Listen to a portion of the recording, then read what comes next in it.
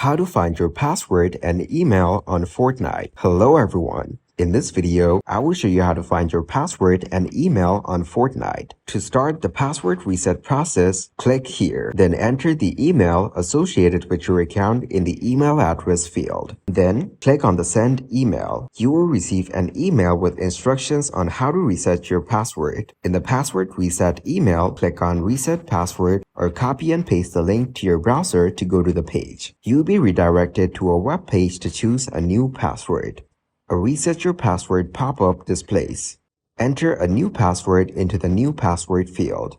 The password must have more than 7 characters, including at least one number, at least one letter, and no spaces. Enter the same password in the verify new password field. After that, click on reset password. This will update your password and sign you in. You will also receive a confirmation email about the successful password change. Thank you guys for watching this video. Hope you got some value.